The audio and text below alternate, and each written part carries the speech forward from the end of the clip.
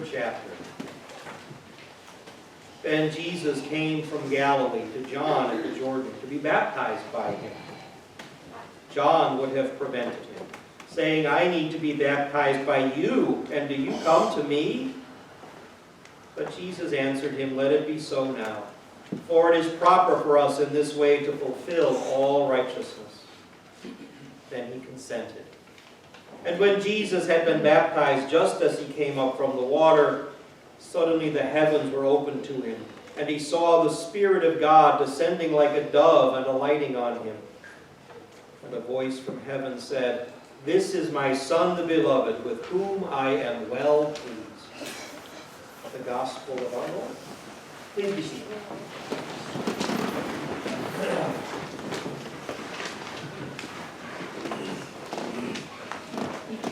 Think about all the words you hear in a day.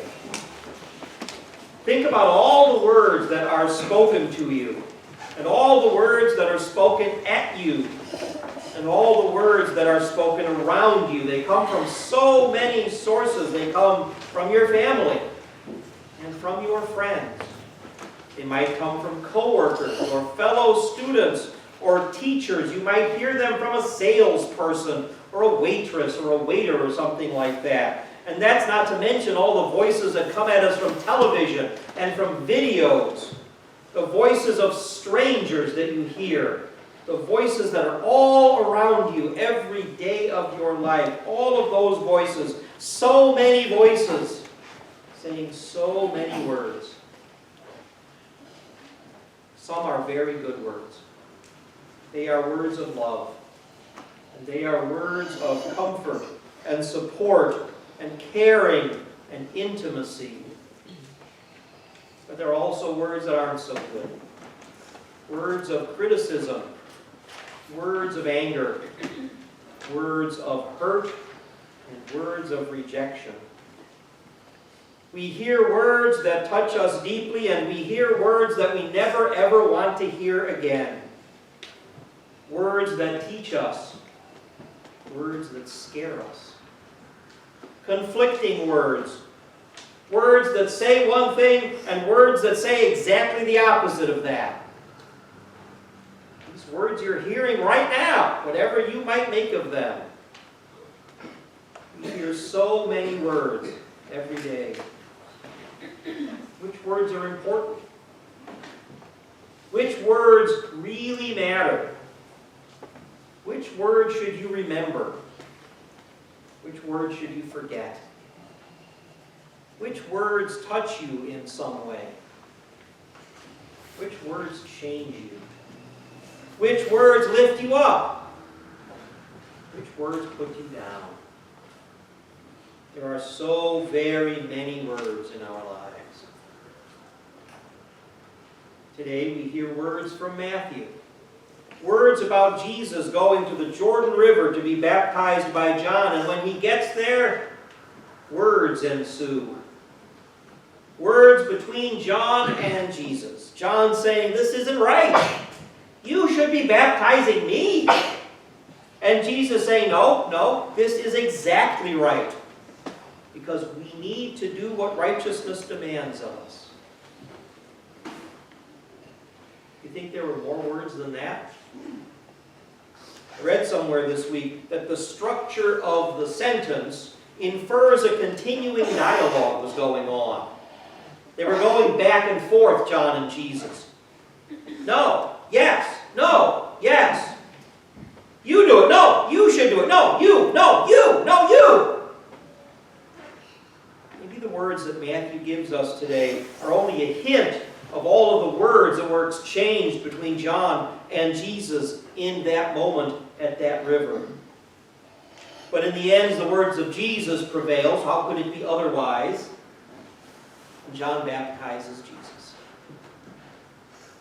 Now, it is true that lots of words have been written and spoken about why Jesus, of all people, needed to be baptized. And those are words we're not going to go into here today.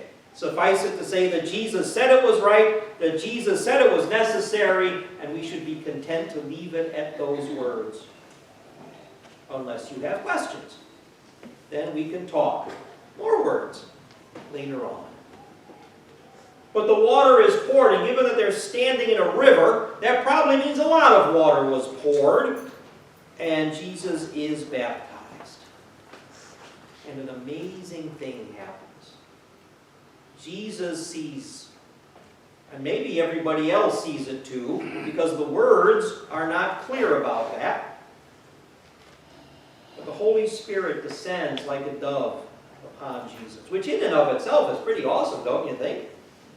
I've done a lot of baptisms over 20 plus years, and I have never physically seen the Spirit descend physically from the roof of the building or the sky outside onto the person I was baptizing. Never seen it. It would be awesome to see.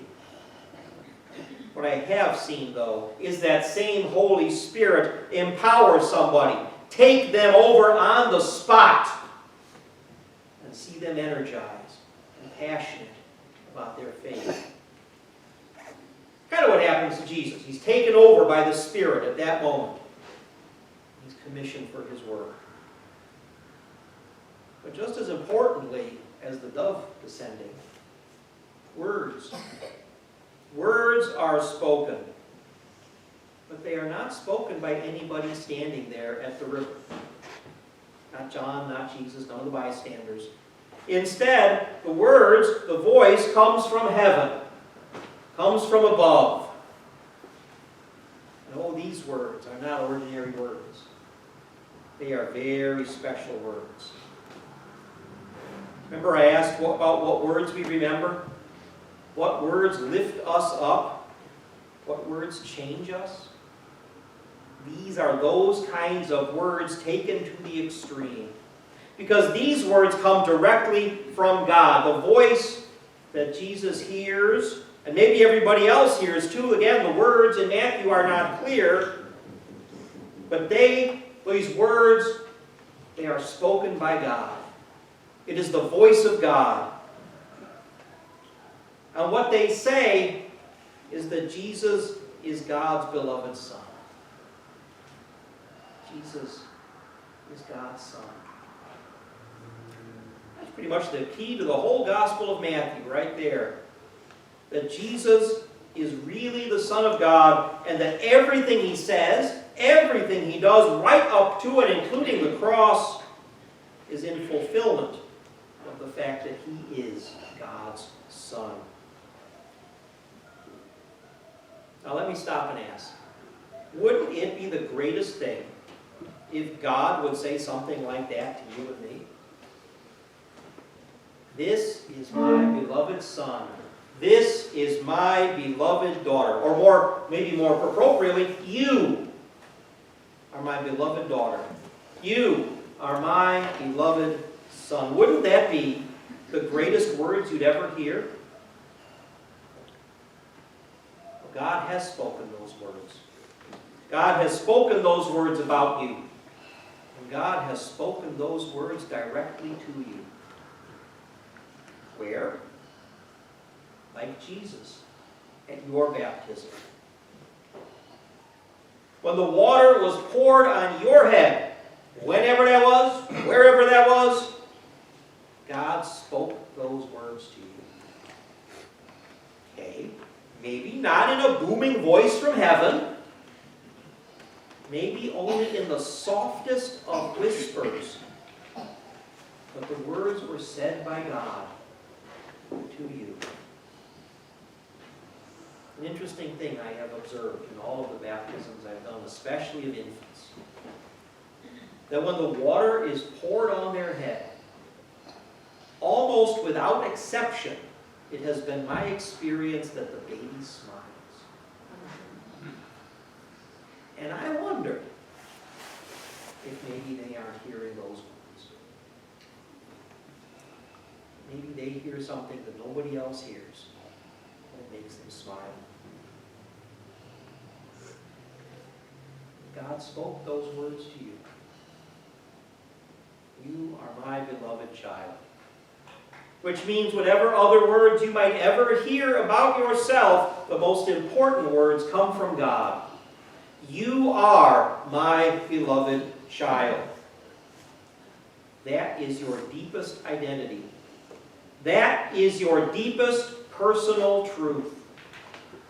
Whatever anyone else may ever say about you, good, bad, or indifferent, what God says is that you are my beloved child. So you know that when loving words are spoken to you, you know that the most loving words that have ever been spoken to you are spoken to you by God. And when hurtful, unloving words are spoken to you, you can know that God says something completely different. When others say that you are worthless, God says you are of infinite worth. When others say you don't belong, God says you do belong. You have a place here. When others say that you are not lovable, that you don't deserve love, God says, I will always love you. And you do deserve love. You deserve real, genuine love. Because God says to you, you are my beloved child. But God isn't done talking. God adds to Jesus, and to you and me as well, with you I am well pleased. Now, what's interesting about that is if you've been reading the Gospel of Matthew up until that point, you will notice that Jesus has done exactly nothing except show up. I guess it's important. But he hasn't spoken anything, he hasn't healed anybody, he hasn't taught anything, he has not done a single thing in the Gospel up till this point, but God is already well pleased with him. Because God is well pleased with us. God is well pleased with you not because of what you have done, but simply because of who you are. And you are beloved. You are precious. You are unique. You are wonderful. You are beautiful. You are special. Just because you are. Just because you exist. Just because you are you in all of your wonderful variety, diversity, and uniqueness, just because you are who you are, God is pleased with you. God is well pleased with you simply because you're you. Three wonderful words, aren't they? The very best words. Words that truly lift up. Words that truly bless. Words that truly speak love. Holy words. Eternal words. Because what God says, God never takes back. You are always God's beloved child. God is always well pleased with you. Nothing changes that. Ever. God has spoken words. God has spoken words to you. God has spoken words for you. God has spoken words about you. God has spoken. You are loved. You are good. You are the beloved child of God.